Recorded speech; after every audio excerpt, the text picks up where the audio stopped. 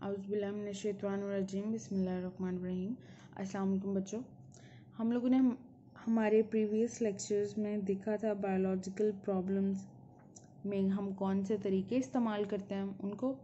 आज हम उन्हीं जो पॉइंट्स को मज़ीद एक्सप्लेन करेंगे। देखिए, बायोलॉजिकल प्रॉब्लम की पहचान, हमारा नंबर 1 पॉइंट था बायोलॉजिकल प्रॉब्लम की पहचान। बायोलॉजिस्ट इस वक्त बायोलॉजिकल मेथड को इख्तियार करते हैं जब इन्हें किसी बायोलॉजिकल प्रॉब्लम का सामना होता है। मतलब वो बायोलॉजिकल मेथड उस वक्त इस्तेमाल करेंगे जब उन्हें कोई मसाइल पेश आएंगे या बायोलॉजिकल कोई प्रॉब्लम होगी, कोई मसला होगा। बायोलॉजिकल प्रॉब्लम से मुराद जानदारों से मुतल्लिक ऐसा सवाल है जो या तो कोई शख्स या इदारा बायोलॉजिस्ट से पूछता है या बायोलॉजिस्ट के जहन में खुद ब खुद आ जाता है। ठीक है, अगर कोई ऐसा सवाल आता है जिसका उसे जवाब नहीं पता तो वो क्या होगी, बायोलॉजिकल प्रॉब्लम होगी। फिर वो उसकी पहचान करेगा, अच्छा ये सवाल मुझे नहीं पता, फिर नेक्स्ट उस पर जो भी काम है वो नेक्स्ट करेगा। अब देखें नंबर 2 पॉइंट, देखें मुशाहिदा करना बायोलॉजिकल प्रॉब्लम के हल। अच्छा खैर बच्चों, मैं आप लोगों को पहले एक बात बता दूं, हम ये जो डिटेल्स पढ़ रहे हैं इसकी बायोलॉजिकल प्रॉब्लम की पहचान, उसके बाद मुशाहिदा करना, ये सब हमने इसमें इनकी सिर्फ डेफिनेशंस देखनी है। आपने पॉइंट टू पॉइंट याद करने की बिल्कुल भी ज़रूरत नहीं है। इसको समझो और इसकी जस्ट डेफिनेशंस देखो, इसमें बात क्या कर रहा है। ठीक है, ओपन माइंडेड होके ज़रा समझें इसे, आपको समझ आनी चाहिए, इसमें इतना मुश्किल भी नहीं है। अब देखें मुशाहिदा करना। बायोलॉजिकल प्रॉब्लम के हल के पहले मरहले में बायोलॉजिस्ट अपने साबका मुशाहिदात को दोहराने के साथ साथ नए मुशाहिदात भी करता है। जो उसने पहले मुशाहिदे किए हुए उनको दोहराता भी और न्यू मुशाहिदात भी करता है। ठीक है, मुशाहिदात के लिए देखने, सुनने, सूंघने, चखने और छूने की 5 चीज़ें इस्तेमाल की जाती हैं। मुशाहिदात माहिती भी हो सकते हैं और मिकदारी भी हो सकते हैं। अब 2 तरह के मुशाहिदात हो सकते हैं, माहिती और मिकदारी। मिकदारी मुशाहिदात को माहिती मुशाहिदात से ज़्यादा दुरुस्त माना जाता है क्योंकि ये मुतग़य्यर नहीं होते, मापे जा सकते हैं और इनका इंदराज हिस्सों की सूरत में किया जाता है। माहिती और मिकदारी मुशाहिदात की मिसालें। अब आपके पास यहाँ पे 2 डेफिनेशंस आ गई, माहिती मुशाहिदात की और मिकदारी से आपको पता चल गया कि इसमें मिकदार की बात हो रही है। नंबरिंग में हम इसको लिख सकते हैं और माहिती क्वालिटेटिव है, इनको हम नंबरिंग में नहीं लिख सकते। ये दोनों तारीफ़ें भी आप लिखोगे इसमें। अब देखें मिकदारी मुशाहिदात क्या है। पानी का नुक्ता अंजमाद 0 डिग्री जबकि इसका नुक्ता उबाल 100 डिग्री होता है। ये किसकी है, मिकदारी की है। इसमें हमने मिकदार लिख दी कि इतने डिग्री हो सकता है। 1 लीटर पानी का वज़न 1000 ग्राम जबकि 1 लीटर एथेनॉल का वज़न 789 ग्राम्स हो सकता है या होता है। इसमें क्या है, आपकी मिकदार आ गई। अब देखते हैं कि माहिती मुशाहिदात कैसे हैं। पानी का नुक्ता इंजमाद इसके नुक्ता उबाल से कम होता है। इसमें सिर्फ बात होगी, इसमें कोई मिकदार, कोई फिगर नहीं उसने ऐड किया। उसके बाद पानी का 1 लीटर एथेनॉल के 1 लीटर से भारी होता है, उसने जस्ट बात की इसमें।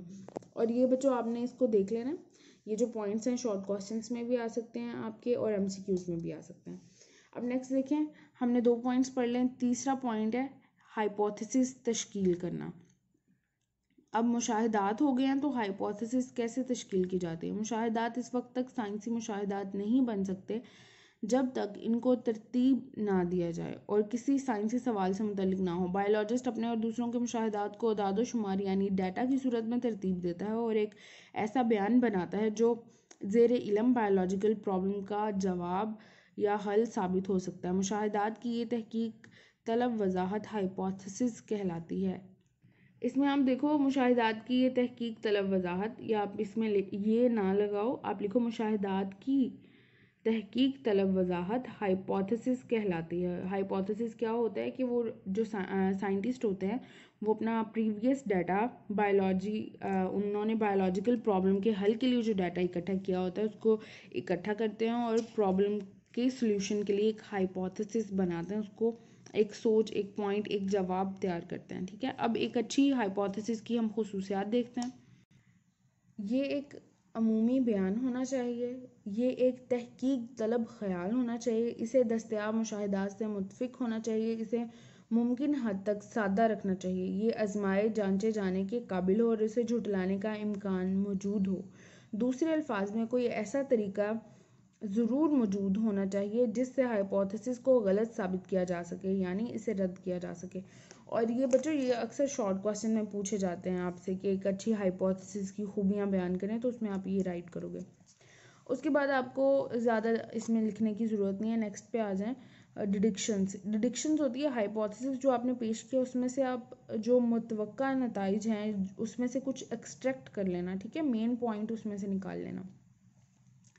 अब देखें इसे अगले मरहला में बायोलॉजिस्ट हाइपोथेसिस से डिडक्शंस निकालता है। डिडक्शंस को हाइपोथेसिस के लॉजिकल नताइज कहा जाता है। इस मकसद के लिए एक हाइपोथेसिस को दुरुस्त माना जाता है और इससे मुतवक्का नताइज अखज़ किए जाते हैं। ये मुतवक्का नताइज डिडक्शंस कहलाती हैं, ठीक है। आप इतना याद कर लो बस, ये जो डेफिनेशन यहाँ तक उन्होंने दिया यहाँ तक बस आप ये कर लो। उसके बाद ये ब्लॉक आप लोगों ने पढ़ लेना है। उसके बाद हमें ज़्यादा इसमें एक दफ़ा इसको भी रीड आउट कर लीजिएगा। नेक्स्ट हम पॉइंट पे आते हैं, तजर्बात करना। इसमें से आपने डेफिनेशन ये कर लेनी है, एक नज़र इसको देख लेना मज़ीद एक्सप्लेन करने के लिए। उसके बाद तजर्बात क्या होते हैं? मुशाहिदात आप जो लैब्स में करते हो।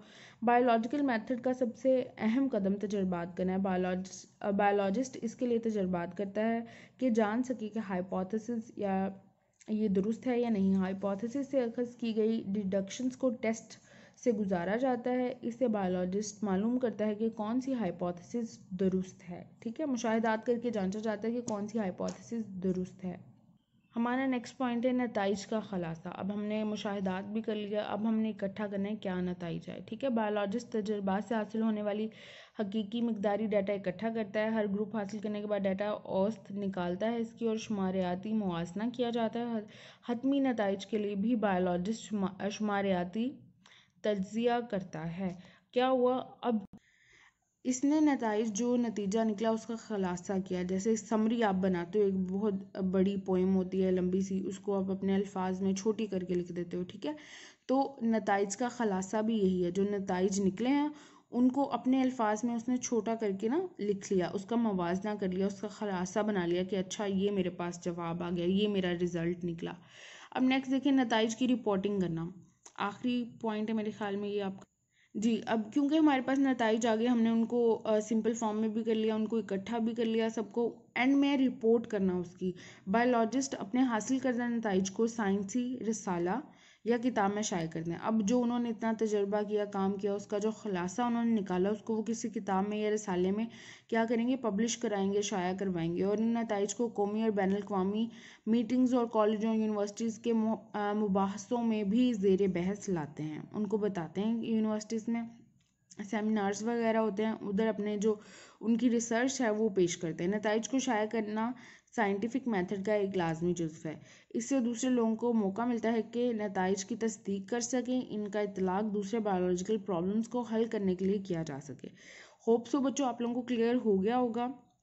एक दफ़ा हम रिवाइज़ कर लेते हैं। नंबर 1 था बायोलॉजिकल प्रॉब्लम की पहचान। क्या है इसमें कोई भी आपसे सवाल पूछ सकता है या बायोलॉजिस्ट के दिमाग में ख़ुद सवाल आ सकता है, उसकी निशानदेही करना। उसके बाद मुशाहिदा करना पुराने नॉलेज से और न्यू नॉलेज। फिर मुशाहिदात दो तरह के होते हैं, माहिती और मिकदारी। मिकदारी में मिकदार लिखी जाती है और माहिती में मिकदार नहीं लिखी जाती। उसके बाद हम हाइपोथेसिस बनाते हैं, जो मुशाहिदा हमने किया। मुशाहिदे की ये तहकीक तलब वजाहत, मुशाहिदे की तहकीक तलब वजाहत इज़ कॉल्ड हाइपोथेसिस। हाइपोथेसिस, अच्छी हाइपोथेसिस की खूबियाँ हम देखेंगे। उसके बाद हम डिडक्शन देखेंगे। डिडक्शंस क्या है? हमने लॉजिकल जो हाइपोथेसिस से हमने लॉजिकल नताइज जो निकाले वो डिडक्शन है। उसके बाद तजर्बात करना, फिर हमने जो डिडक्शंस निकाली, जो हाइपोथेसिस बनाई, उस पर तजर्बात करेंगे। उसके बाद नताइज का खुलासा। अब तजर्बात से जो हमारे नताइज निकले हैं उनको हम इकट्ठा करेंगे, उनका खुलासा बनाएंगे। और आखिरी पॉइंट है नताइज की रिपोर्टिंग। अब ये जो नताइज निकले हैं इनको रिपोर्ट करना।